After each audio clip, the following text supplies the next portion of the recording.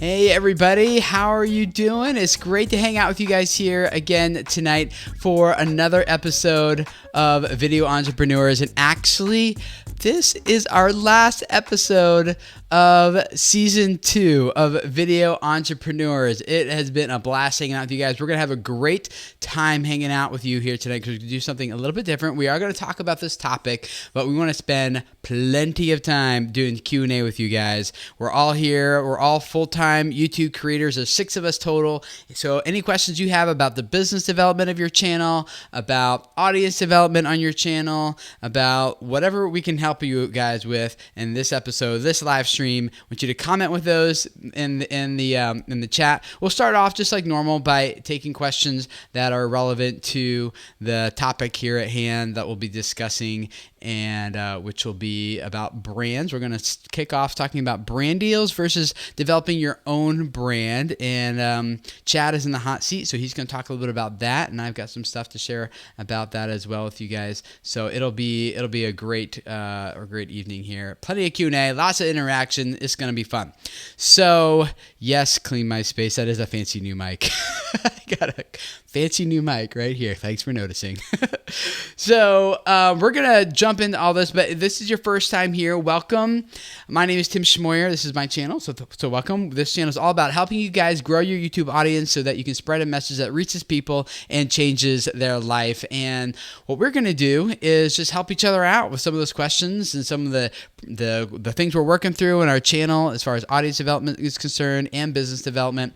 And Chad's going to bring one of his questions. We're going to talk about that. So I'll introduce those people to you in a second. But first of all, just because this is the very last Video Entrepreneurs episode for season 2 doesn't mean that the YouTube training has to stop. Now, you guys already know about the channel. Obviously, you're right here on this channel with me. But in the description of this live stream, you will find down there in the description, you'll find links to the podcast version. So the audio from these live streams gets converted into a podcast, which will go up then next week, but we still have lots of really good podcast episodes that are like deep dives into some of these topics on an ongoing basis. So even though these are ending, you can still take those deep dives into the Video Creators Podcast each week. I got a new episode for you guys. So links to those are in the description below, or just search iTunes, SoundCloud, and Stitcher for Video Creators. You can find them and subscribe to Video Creators Podcast there. A lot of really good stuff coming up, including some interviews with Chad and Melissa, who you guys know from the show. You got stuff on there with Antonio, and I should probably get the other people on there too. So it'll be good. All right, before we jump into this, I have a huge thank you for this episode's sponsor. It is VidIQ. Now, you guys might be familiar with their Chrome extension, but they have some really cool tools in their web suite. I'm going to take you to my desktop here. It's always a guess whether or not this is going to work. I'm going to take you to my desktop and show you some of the behind-the-scenes tools that they offer to you here as well.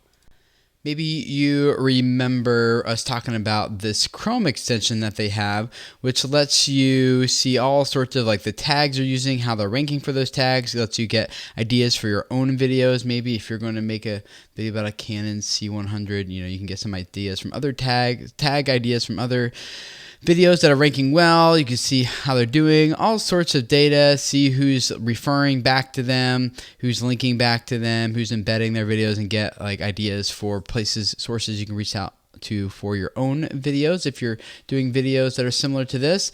Historical data, tweets, trending, all sorts of things. But one of the things you might not know is that VidIQ also has a web suite that comes along with your account to the Chrome extension. And once you have that, you can log in and get all sorts of data that's really good. This is the overview tab of analytics. And one of the things that's cool about this is this puts all of your video stuff on top of each other. So it's not just YouTube, but it brings in Facebook, it brings in your Instagram videos, your Vine, which is going away, but your Vine stuff, your Vimeo views, and you can overlay all of your videos from analytics from all the different platforms on top of each other to get like a true picture of what your reach is and how your videos are performing. So demographics, different searches. This one's cool. It kind of gives you a best time to post idea of when your subscribers are most active, some trends and things like that. So a lot of overview stuff here.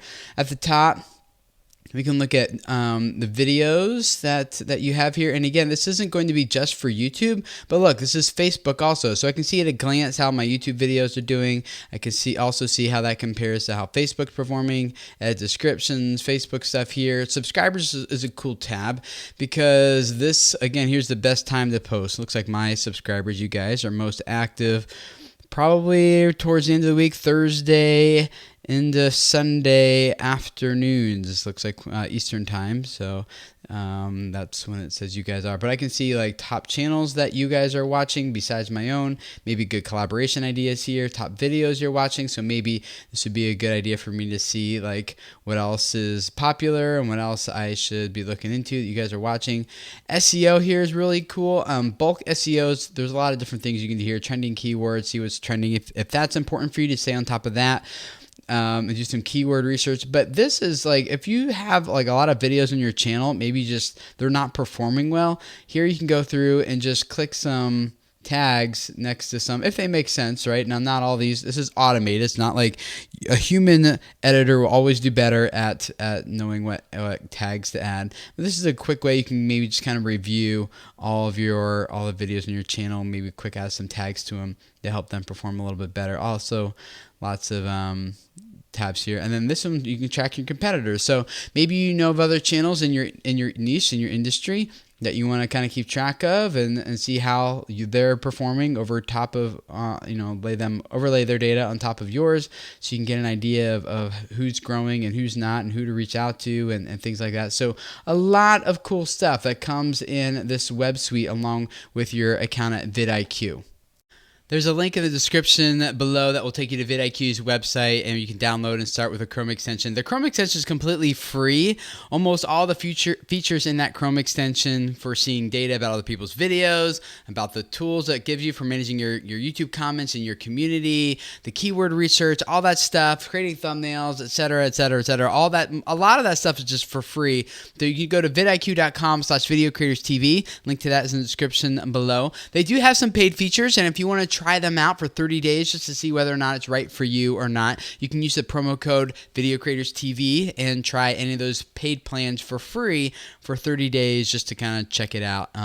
So guys, I see you guys talking in the chat about this. This is the only Chrome extension that I use. This is really pretty much the only tool I use for managing my channel outside of the default tools that YouTube provides and has built in. I use this vidIQ Chrome extension almost pretty much every day, and it's the only one that I use. So I do highly recommend it.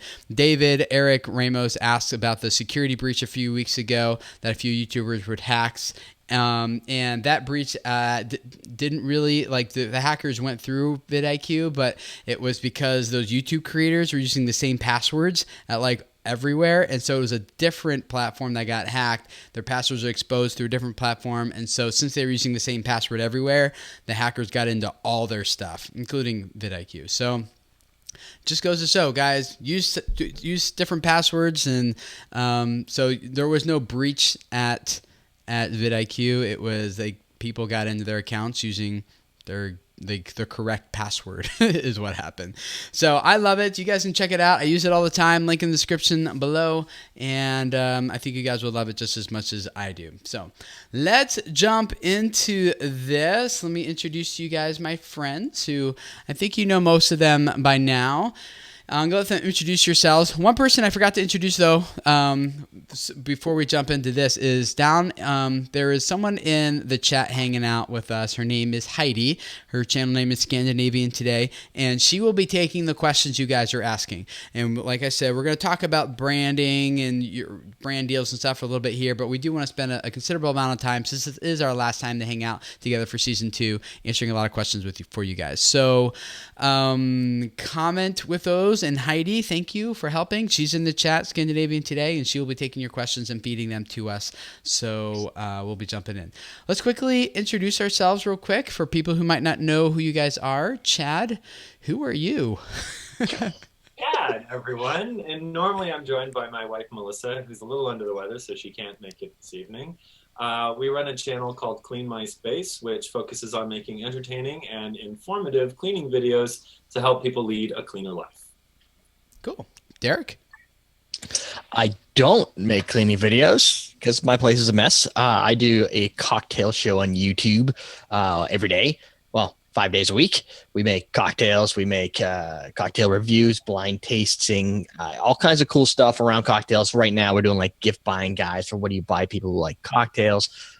So if it involves alcohol, it probably has been seen on our channel at some point in time, and that's basically that's what I do. Cool. I guess. Yep.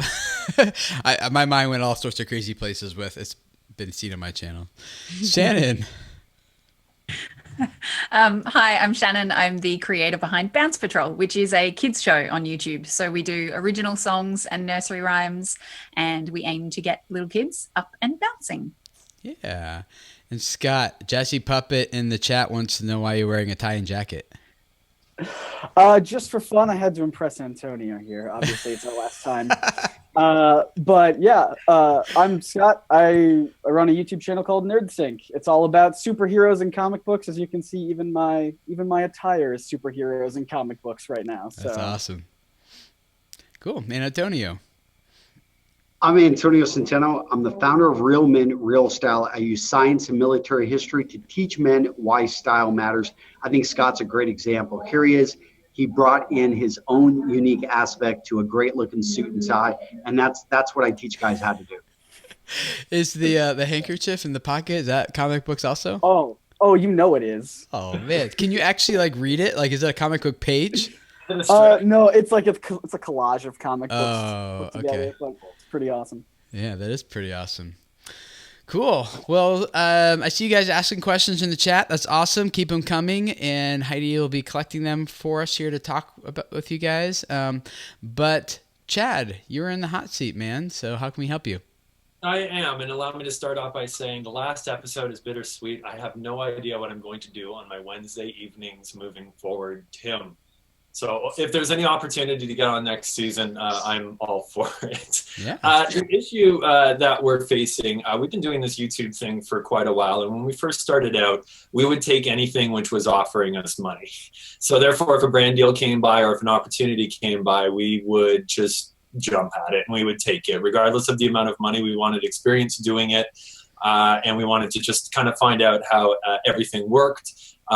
As it pertained to brand deals, having other brands come in and making content which was kind of commercially, but at the same time, something which was appropriate for our audience.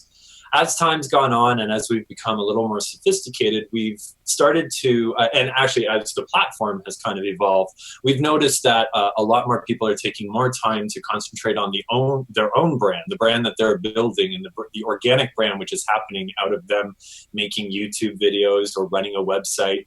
And a lot of people now are starting to focus upon that, tapping directly into the audience to get an extra revenue stream, be it through something like Patreon or like Derek does, where you're selling a product, or you can do T-shirts or whatnot.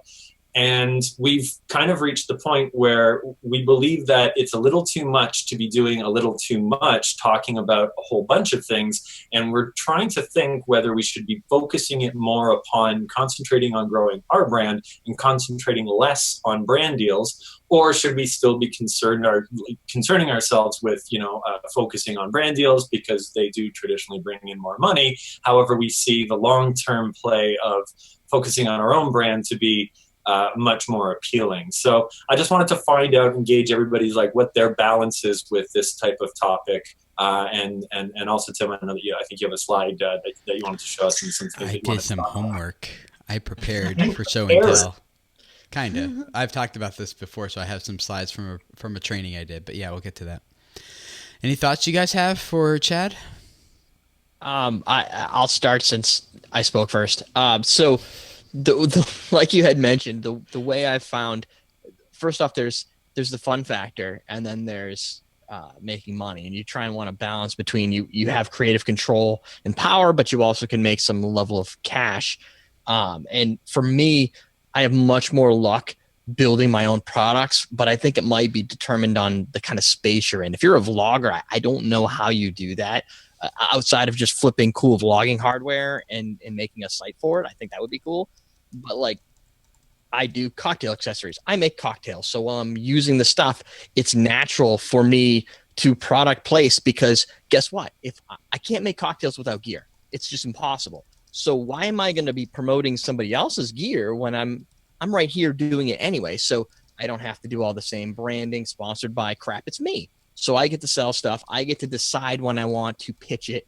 I get to decide how I'm going to do it. When I work with a sponsor, if the more money you get for it, the more hurdles in wording and exactness that they want to have in their stuff. And that sucks the life out of, and I know we've talked about this in the past off air, it just sucks the life out of your creativity. So having a delicate balance and having more power to be able to sell my own stuff means the brand deals are cool, extra gravy, but if they're just being a pain, I can push them away and just deal with my own stuff. Yeah. Chad, are you currently developing something that you want to sell, like your own stuff? Because some creators have nothing of their own. Do you guys, and they just do only brand deals and they kind of sacrifice their own brand for the sake of that. Do you guys have something you're working on? Like, what would you be balancing brand deals with? So we have our line of microfiber cloths, which are coming out, makersclean.com. And we are planning on rolling that out as basically kind of like a full time push, as in every single call to action in our videos moving forward, unless they're a strictly sponsored video, we'll be talking about people ideally going and purchasing our cloths, or at least talking about our cloths. So we do have that in the kind of the hopper, which is coming up.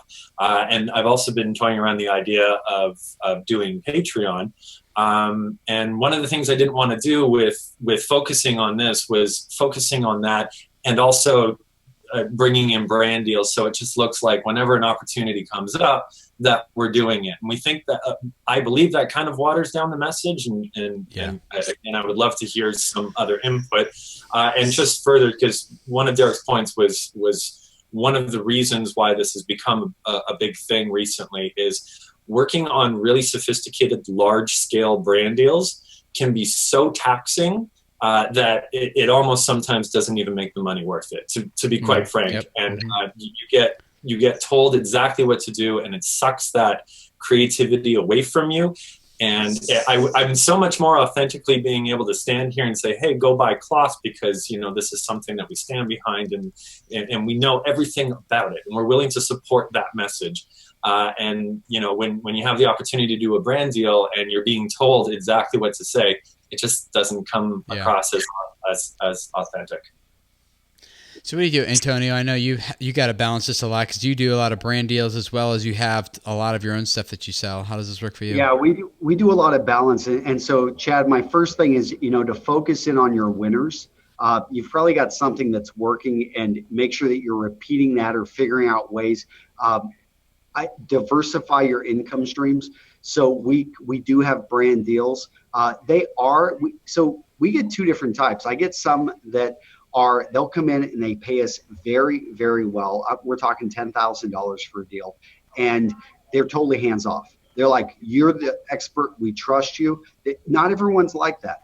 And so we've got like certain criteria that if you're going to, because I get some people that come in and they want to pay me $1,000 for that same $10,000 deal, and they want to give me and dictate all these terms. And so I've got it very clear. I think I heard like there was a model that said this one time, and I always loved this. She's like, I don't get out of bed for less than $10,000 or something. And I've always liked that, because it's like, you've got to have what it's worth to you. And for me, it's very easy, because I'm taking a trip now for 5 months with my kids and my wife. And I can do that because I've been able to sock away enough, and I've set my business up. But I made that determination a year ago that I'm going to set up my business that way. And because I don't want to deal with those brands that you talk about, which come in and dictate everything, or when I do, they pay out the nose. And so my cost will be higher, because I've got a team that I've established. That I've got my guy Travis, my content manager. I've got my videographer. They're standing by to do 3 rounds of edits for a particular brand that we're working with right now. But it still pays, because they paid full price. And I'm instead of making a 90% margin, I'm only going to make a 70% margin. I can live with that, but I said that I'm okay to accept them. But one thing I stay away from are those guys that just want to pay me a small amount and still try to dictate everything. But being diversified, I think is the best way, because I do think that your products would be great. So before I started my YouTube channel, I got fired from a job, and it was a wet wipe company in the Midwest of all things. And I remember looking at that, came as the CFO, and I remember looking at all their numbers. And the first thing I noticed is they were doing a lot of volume, but in really low, basically wet wipes. But they were doing small volume for these specialty lens cleaners, and these were for cleaning like microscopes and certain high-level sunglasses. And I've always thought, like, if you can identify certain products which have a really high margin, let's say you have a specialty lens cleaner, and I know from the factory I was in Wisconsin, it cost us $25 to make a 10-pack, or 25 cents to make a 10-pack of that packet, but they were selling that for $15. And that's a pretty solid margin. And I'm just thinking, in your business, like, you don't want to maybe just sell a regular cloth. You maybe want to have a high-end specialty cloth, which is specifically designed for like 2000, for people's like laptops. And it's guaranteed not to scratch them, all this other stuff, which you can actually get. I would say that's a great option to go. Just don't find yourself trying to sell things that you're not making any margin on. Good advice. And the way I've determined that margin is because, and maybe once you start selling these things, Chad, it'll be a little bit easier. But I know, like, if I'm going to talk about something that I'm selling in my videos, I have a general idea of what the ROI of that is. Like, I have an idea of what that's worth. And so then I can compare. If I'm going to make a video and sell my own thing, I know approximately how much that's worth. And if someone comes in and says, I want you to sell my thing instead, then I kind of have a starting base and be like, whoa, you're coming in way too low. Like, I'm not doing that. And so it gives you a little bit of a pricing, like you kind of know better how to price yourself.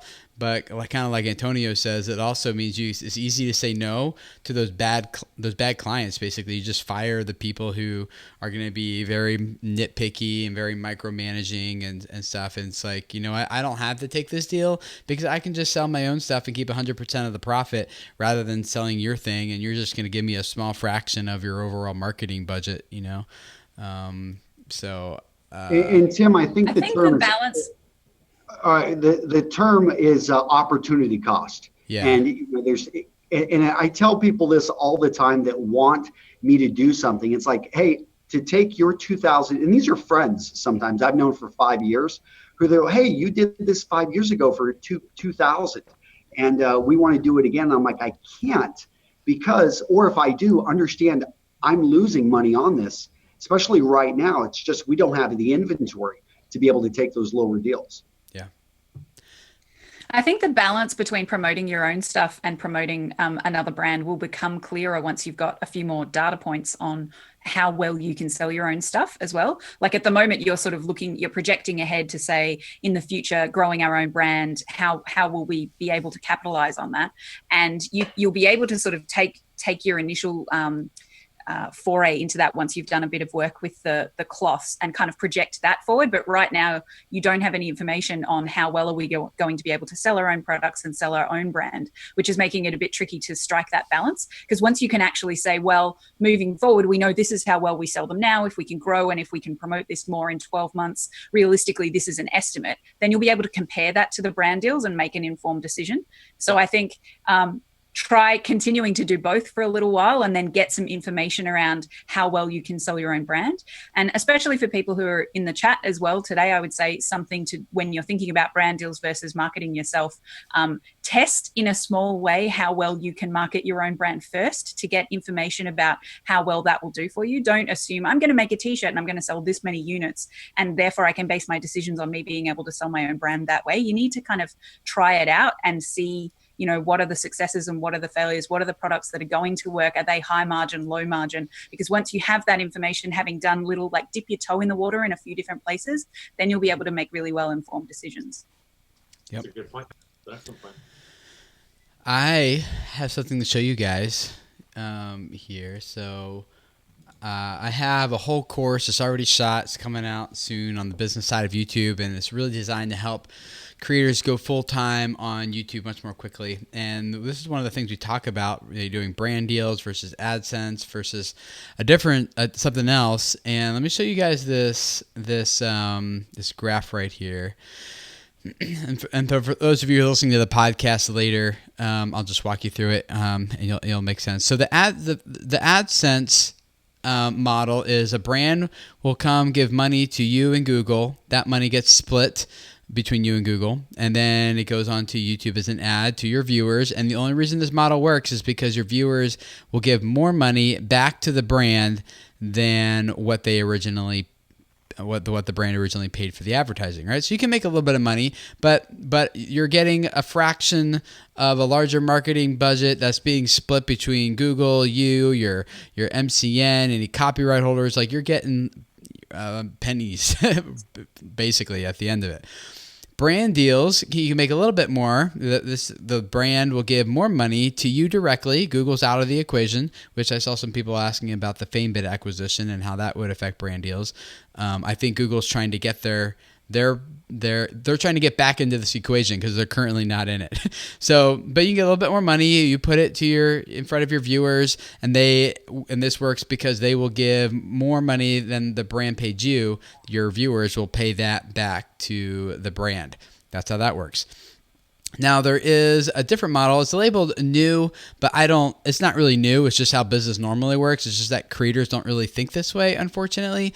And this is what kind of Chad and Antonio and I are kind of talking about, where you are the creator and also the brand, and you have something that you sell. You put it straight on YouTube, you give it to your audience, and they just pay you directly. That's how you're going to make the most amount of money. That's how I was able to go full time on YouTube with only 3,000 subscribers on this channel, and supports me and a small team of us. And that's how Antonio, we do brand deals and we do take AdSense, but AdSense for me is only 20% of my income. 80% of my income comes from this model of working directly with you guys. And there are some brand deals in there, but I forget what it was. I think it was 13% of my income was brand deals.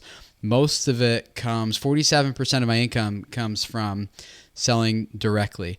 And that's where you guys are going to make the most of your money. So I think that for those of you guys and Chad, I think it makes a lot of sense to go that direction, because each of those models, the only way you go full-time and make a living on YouTube is because your viewers are paying somebody. They're either paying you directly, which is where you're going to get the most money, or they're going to pay a different brand, a different company. Then it's going to get split between a bunch of hands before it gets to you. So either way, you make money on YouTube because of your audience. So that's why I prefer to do that model. And I think the more you do that, then you'll have a better idea of how well, you're selling your own stuff, you'll know better how well your audience converts. You'll know better how much they're worth. You'll know better than when you do a brand deal, how much you think you should take for it. You'll be a better position to negotiate, to say no. So to answer your question, Chad, kind of come full circle of developing your own brand versus doing other people's brands. I lean more heavily on developing your own because you have the most control that way, and you have an actual product. Whereas if you are doing brand deals and AdSense, the product of that business is your viewers' eyeballs. And you are basically just selling access to other people's eyeballs, which can be fine, but it doesn't pay nearly as well as just selling your own stuff directly to those same eyeballs. And so instead of your viewers being your product, they're your customers. They're the people that you're serving rather than the people that you're selling. That makes sense? So I lean more heavily on do your own thing. It'll if YouTube goes away, you can just keep selling to an audience someplace else, and it's a more predictable, stable business in some ways, at least for me.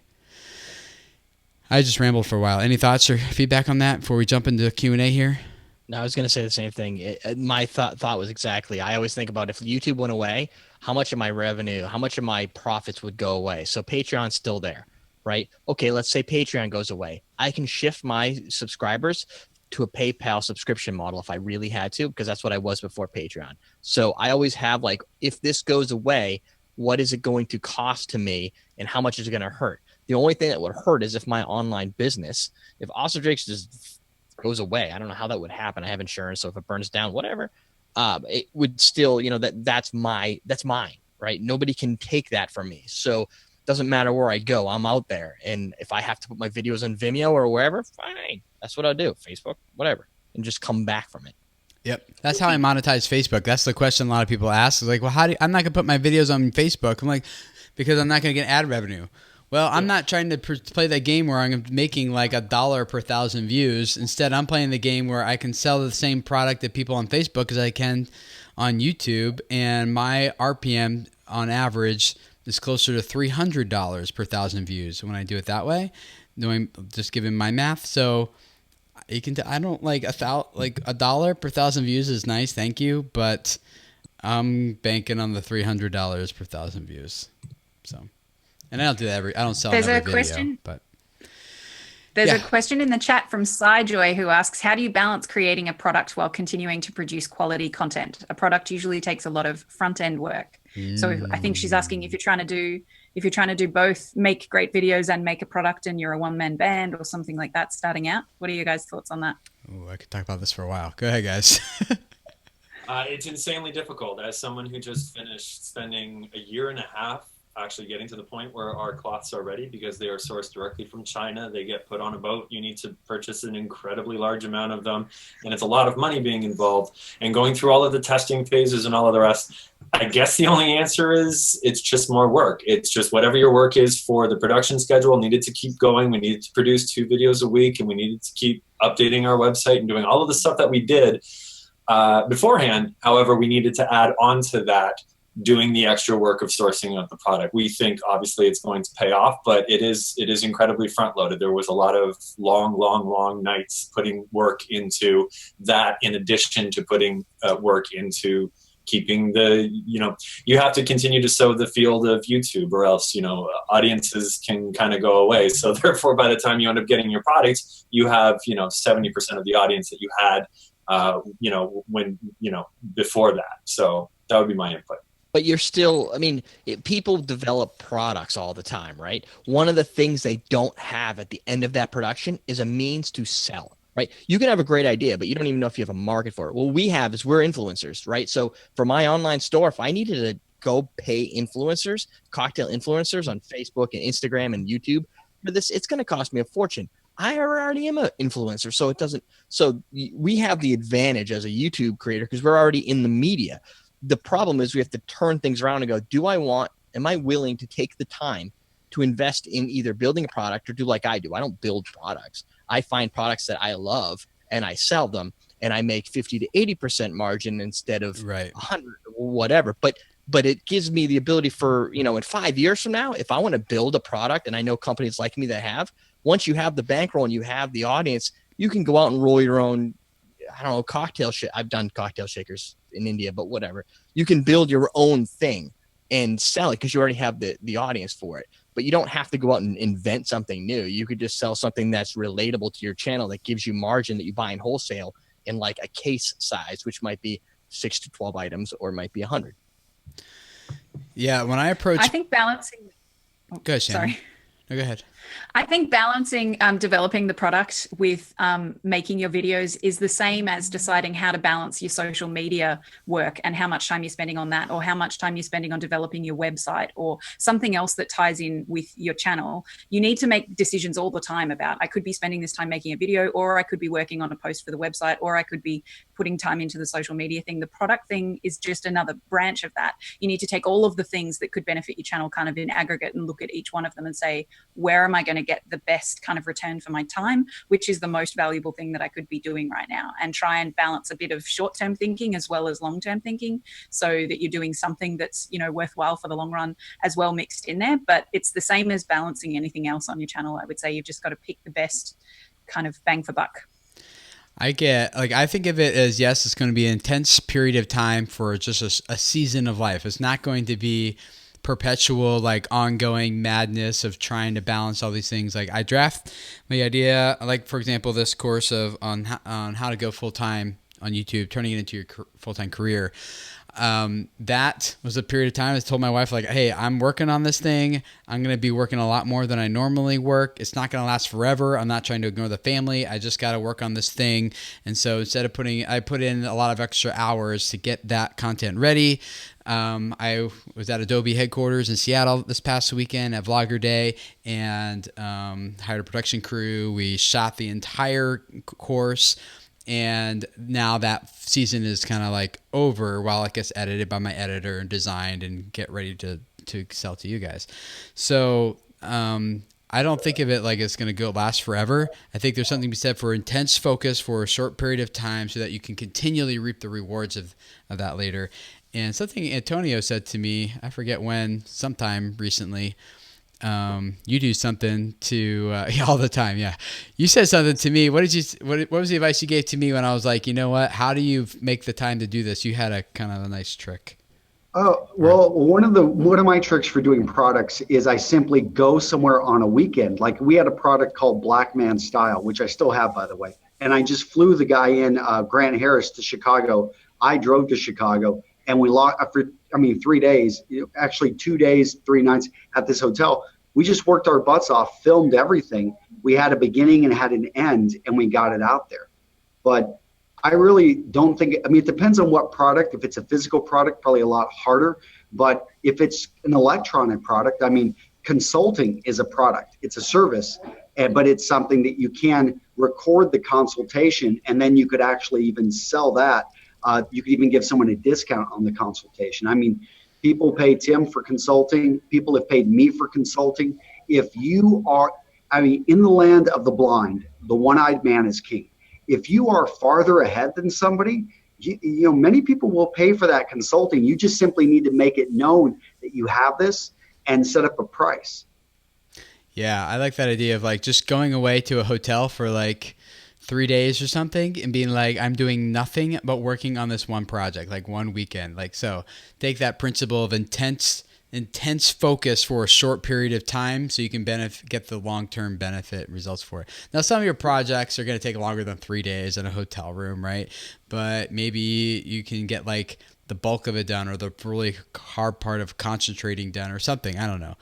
The principle still applies, so I think it's good. I would say, in addition to that, and also what you were talking about, Tim, of having seasons where you focus on it, is just a very simple thing to do is to actually set a goal of when you want it to be done. So it's not just like you're working on it indefinitely, like it's going to be done someday, I'll just keep chipping away at it. But instead, if you just say like, hey, how about exactly at this time, this day of this, in the next few months, or however intense you think it's going to be, then that's when you can say, all right, now I want to have it done by then. Yeah. Someone asked in chat how long my seasons are. I forget where it was. It was up there. Oh, something wicked. I'd say my seasons are different for each thing. Like when my wife was pregnant with our twins, a season of life for me was 6 months of only working 15 hours a week and just like letting my team run video creators and me showing up when I had to. Like that was a season of life that was necessary because my family needed me. Antonio's going through a season of life right now where he's traveling for 5 months with his family, right? So a season could be as long or as short as you need it to be. You get to define it. But I do think like just for me, it helps. Having the mindset of like, okay, this drainingness, this tiredness, this like intensity is not going to last forever. It's just until I finish this thing, and then I can go back to a normal routine, normal rhythm again. And that kind of is like my motivation for getting through it, so I can go back to being normal. And so they kind of vary for me. But anything else you guys want to add to this topic for Chad, or Chad, any follow-up questions? I am absolutely good. Thank you so much for all of that handy advice. Let's get to all of these awesome questions that are coming through. Cool. Which questions you guys want to hit up first? You guys ask them in the chat. We're going to hang out with you guys here and just answer your questions about this, or open this up to be free game about anything, right, guys?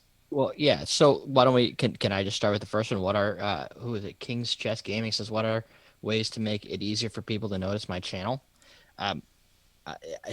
This comes up a lot in the creator community as well, with people like there's like this, I don't know, a wall where people don't get it. Like, I create a channel. Why don't people find me?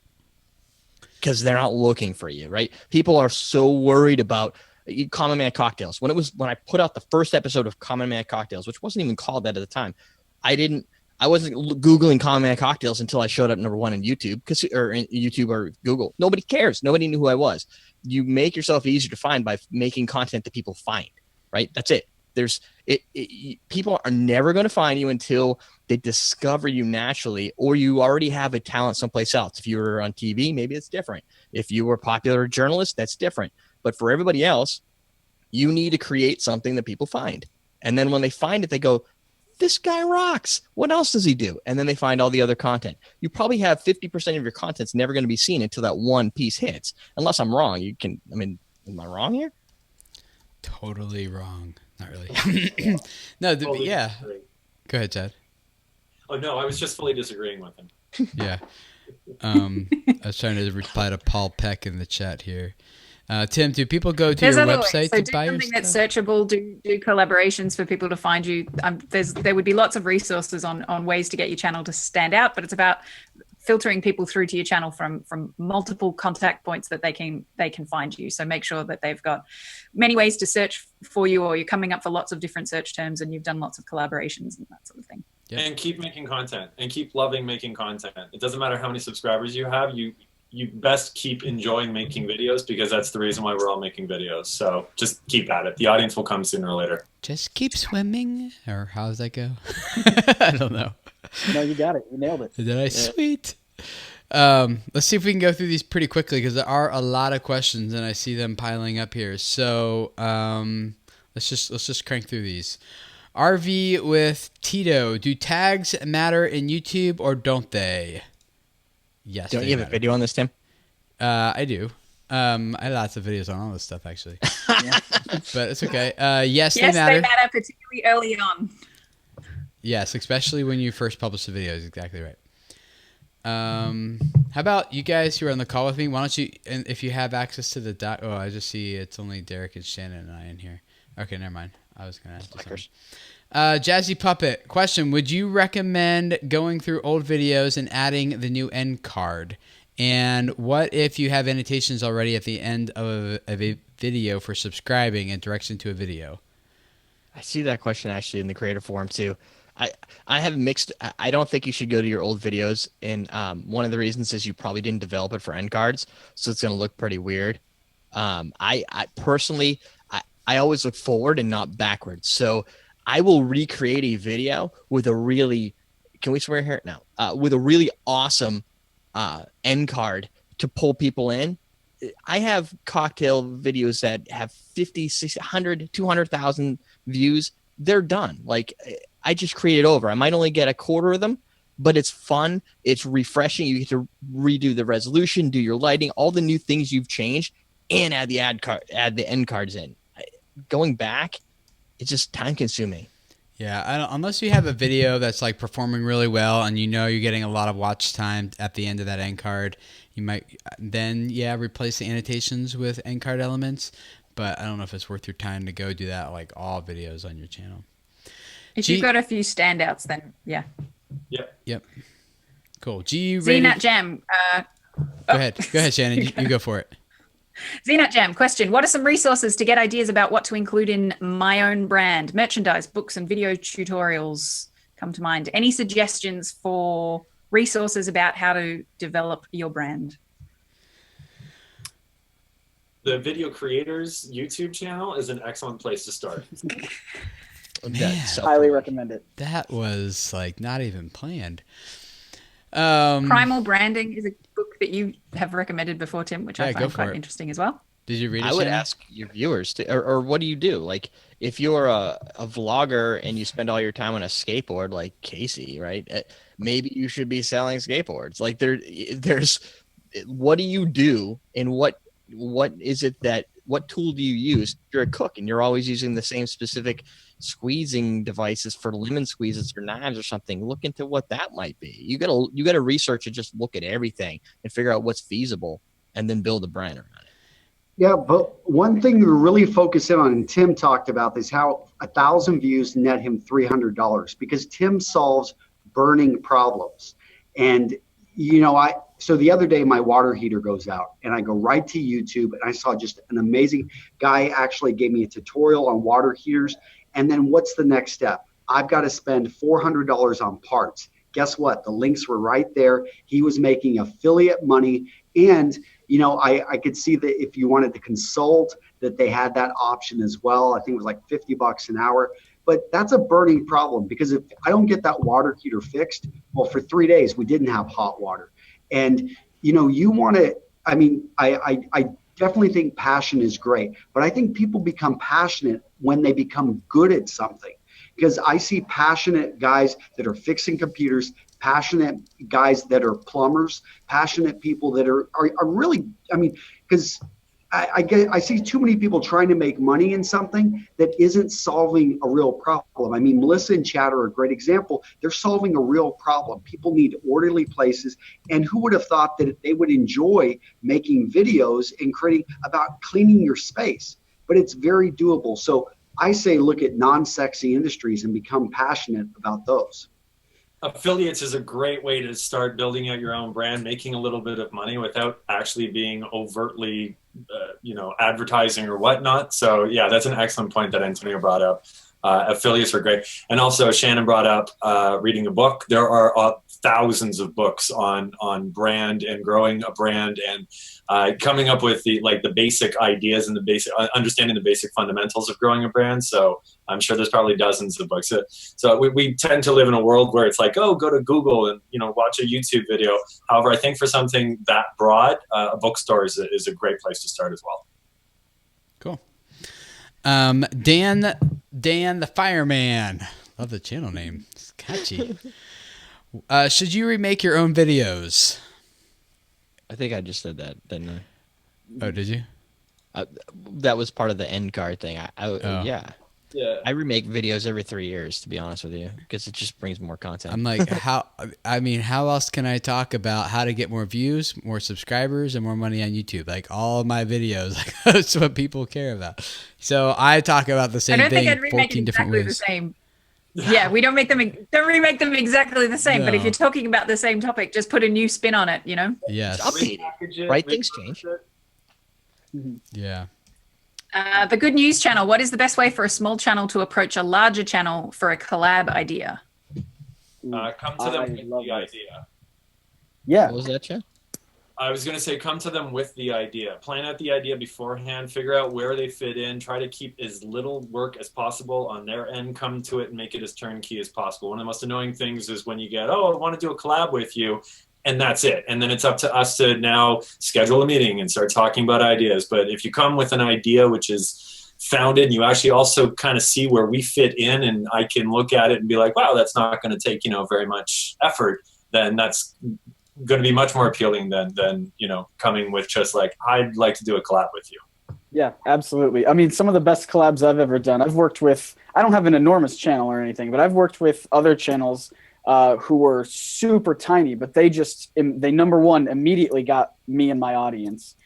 They hit me with like a fully scripted out thing that was like, we just need you to read this. We've already done all the work for you, which was super fun. And also, even just for me, if you offer me an opportunity, that's something that I don't get to do in my channel. Like a couple people have hit me up to do like voiceover acting work, which is something that I never do on my own channel. And so that was just a ton of fun to do. It was a new experience. So I think, yeah, offering them anything new or just, you know, yeah, making sure that you have it all fully fleshed out is definitely important. And don't get down if they say no. Just move on to the next person. Yeah, absolutely. It's not some people like we do a lot of stuff. Like we're fully like 100% all out. If we don't have time, we just don't have time. But there could be another channel that does. Don't look at it as a personal insult that, oh, we're better than you, so we don't want to work with you. It's just, it doesn't always work out. So don't worry about it. Move on. And you don't always have to focus on working with you don't always have to focus on working with a bigger channel. You know, it doesn't have to be a huge channel that you collab with. If you go for someone who's about the same size as you, you're going to be far more likely to get a yes. Cool. And be persistent. If they say no, but you really see there's a great fit, it could just be the wrong time. They're just for super someone busy. who's about the same size as go ask them again. And getting back to Scott's point about So I had a fragrance channel that worked with us, and they simply knew fragrance better than I did.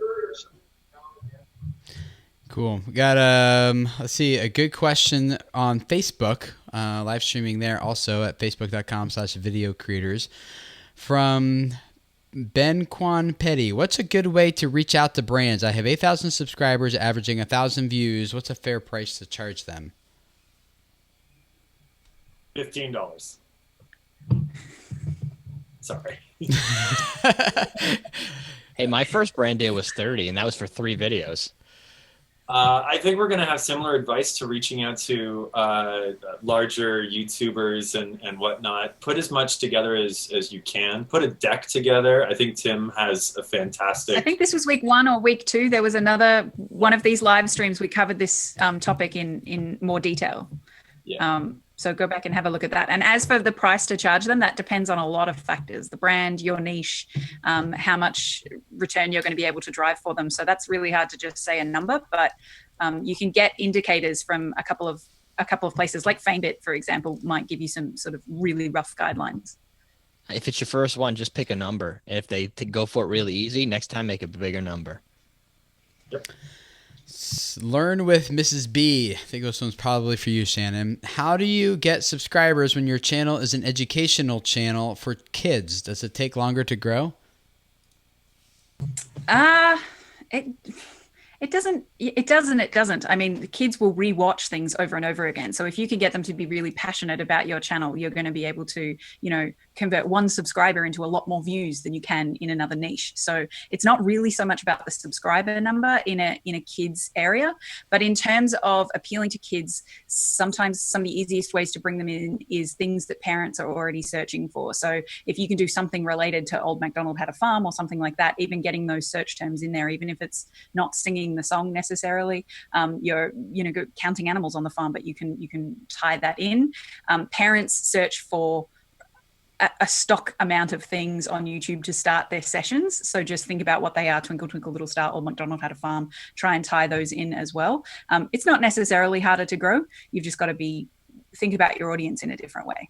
Yeah, and if I can add, as someone with a pseudo-educational channel, my kind of strategy is like basically showing them something that they didn't know that they wanted to know. Like, I hit them with comic books because I try to draw them in with comic books. Oh, you like Captain America? Let's talk about Captain America. And then we'll change it into something that's more educational. Be like, well, let's learn about this thing through Captain America. So if you can kind of hit, people with something that they already are interested in, and then kind of be like, and then also we'll make it educational to go along with it, instead of just presenting like, here's an educational video about this topic that may or may not be interesting, Yep. Let's, this is a question for each of us. Nerdarchy. What's one thing each of you would have done differently in your early stages of being on YouTube if you could? Well, can I go first? Oh, okay, go ahead, Derek. I have a really easy one. I started by making 35-second intros that are really cool graphics. I even paid for it from like it was a motion graphics for Final Cut, and I was so proud of this thing. It had my URL in it and everything, and like it was stupid. Yeah, you had a lot of audience video abandonment there. It went like this: dip, dip, dip, dip, dip, dip, and then it popped up a little bit. It was bad. People were skipping past it. It's still there. So what I did is I started going through and doing the edits with the annotations that you could say, click here to skip the intro.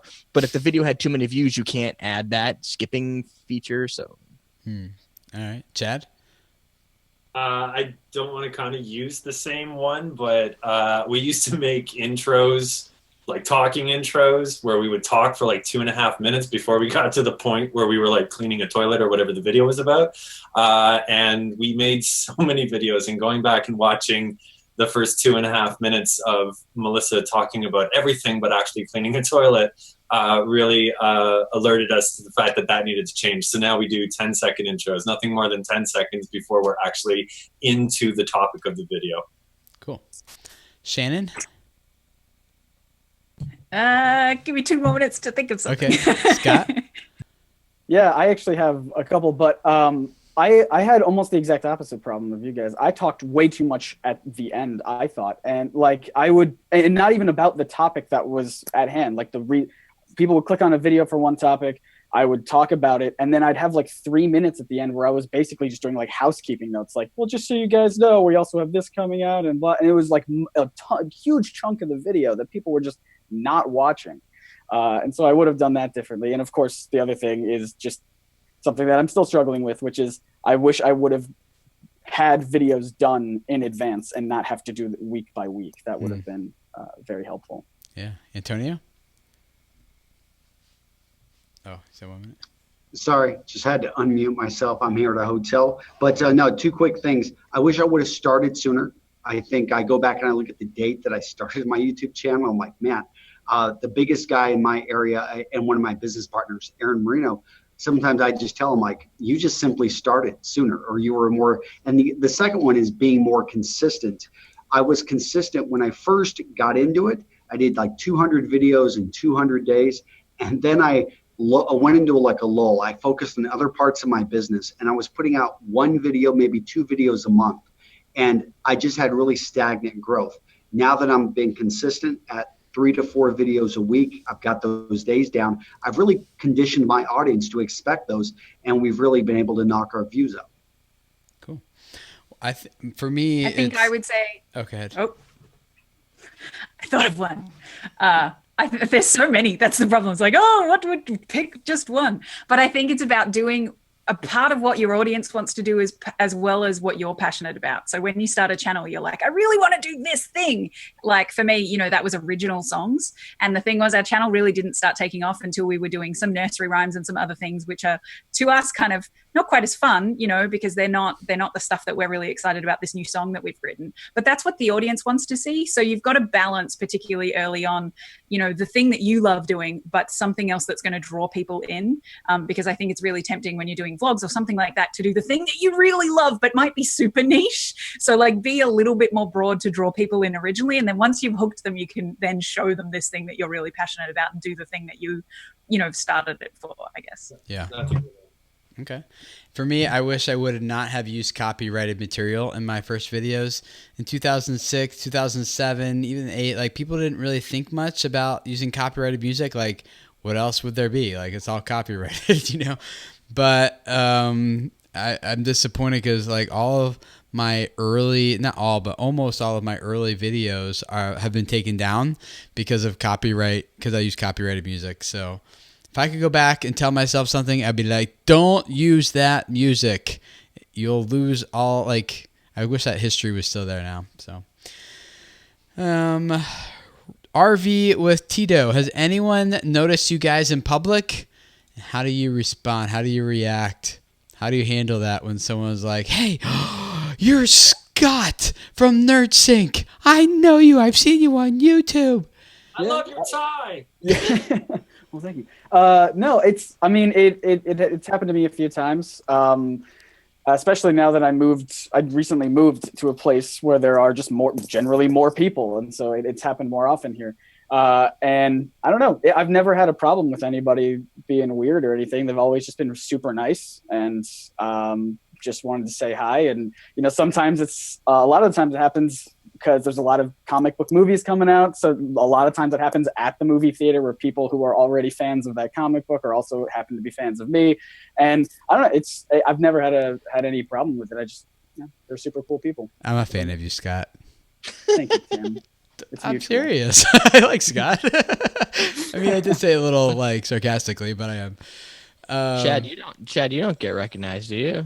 I've been recognized once. Actually. Oh, really? I'm so happy. And I also, our videos, we air our video. Well, our videos are also in China on a video platform in China, and we do fairly well. So they only know me with the glasses when I play a creepy Carl, which is a character which I sometimes pop in. So I think when I do end up going to China at some point, I'm gonna have to bring glasses so I do get recognized. But I did get recognized once in my hometown when I was at the grocery store, and someone came up and they're like, "You're Chad from Clean My Space." And I talked to them for like an hour until they awkwardly left because I was just so floored I'm so used to my wife getting it, and it was a little bit love today. So. They're like, I just wanted to say hi. I didn't want to get trapped into a conversation with you. Yeah. Well, I've been recognized mainly at cocktail conferences or events that involve drinking, ironically, in like Boston, New York, Louisiana, like in New Orleans. Like I get a lot of people who recognize me. But my co-host got recognized at Target right across the river. It was kind of weird. He's very awkward and introverted, so that was weird. My reaction is usually I don't really know what to do. Like I don't recognize people because we don't see them and they know what we look like. So I kind of just do whatever. Like, you want a selfie? Sure. I'll stand there and smile. It's very awkward for me. And because I don't usually just hang out with random strangers, but they know who I am. We did hang out in New Orleans last year at the conference with 3 of our fans for like 4 days. So they're not like just acquaintances anymore. We hung out, we drank, we partied. So it's different now, but it is still an awkward situation. Yeah. Retro World question. Can you monetize a video if you're being paid by the brand to do the video? If you've got a sponsored video, can you still monetize? Yep. Yes. I asked the monetization team of that. You just have to check that box in the advanced settings that says that this video contains paid product placement, which is a tongue twister to say, but I've had plenty of practice saying it. And they also asked, do anyone have a trademark on their brand? Is that important?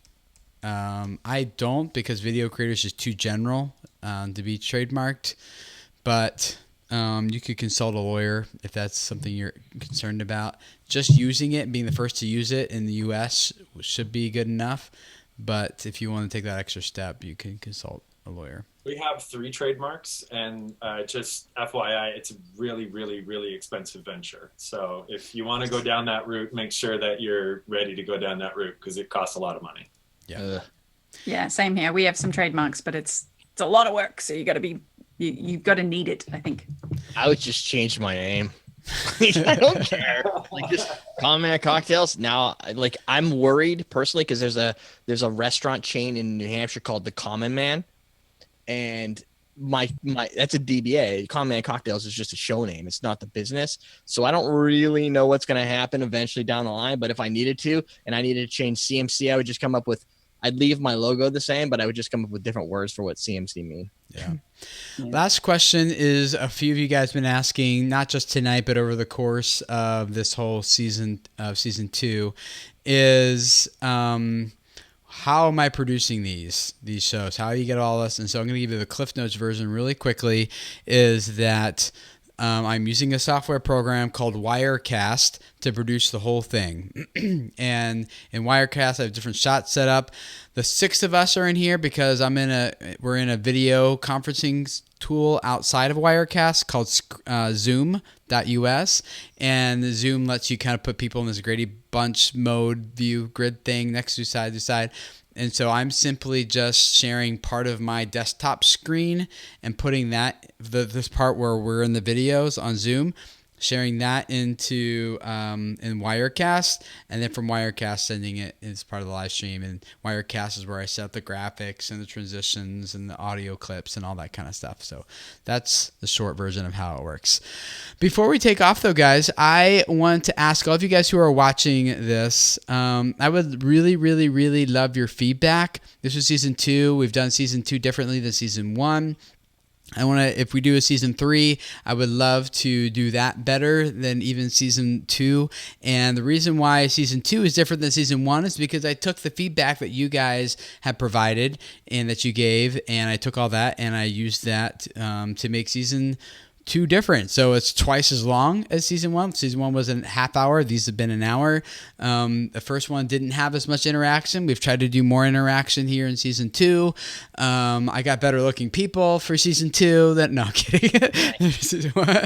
But overall, look, I really do appreciate your feedback and input on this. So what I would love for you to do, if you guys don't mind, tweeting me at Tim Schmoyer.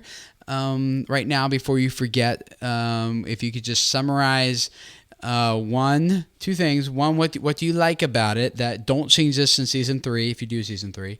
And then 2, what's one thing that you would suggest improving upon? So one thing don't change, and one thing to definitely change. Okay, so tweet me at Tim Schmoyer if you don't mind, and I'd love to read those and see what you guys say about that. If you want to, alternatively, I like Twitter because it forces us to be concise, but if you want to email me, you can. It's tim@videocreators.com, and Catherine, my business manager, will be looking through all those emails. So tim@videocreators.com if you would give me a little bit more feedback there. I would really, really appreciate it.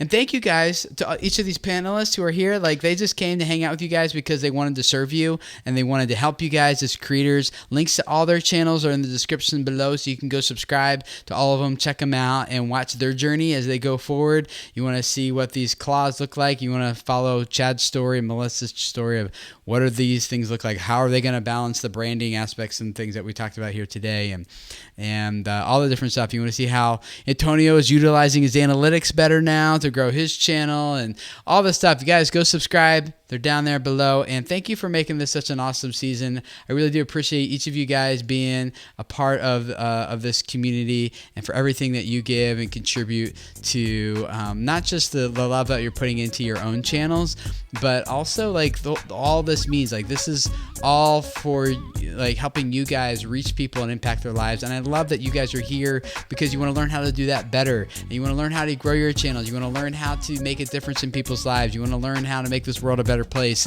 And so thank you for letting all of us here just be a small part of that.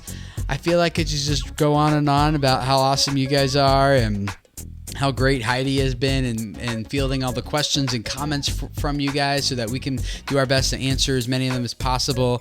So thank you, all of you guys, for being a part of this experience in season 2. Subscribe to this channel if it's your first time here, and also subscribe to the Video Creators podcast. Those links are in the description. Also, if you liked what we were doing here in the live streams, like that same format and that same like more in-depth information, real life stories, personal examples, practical tips and ideas to help you guys grow your audiences and the businesses that surround that. That's what that podcast is dedicated to, diving deep. So check that out. Subscribe. Link down below.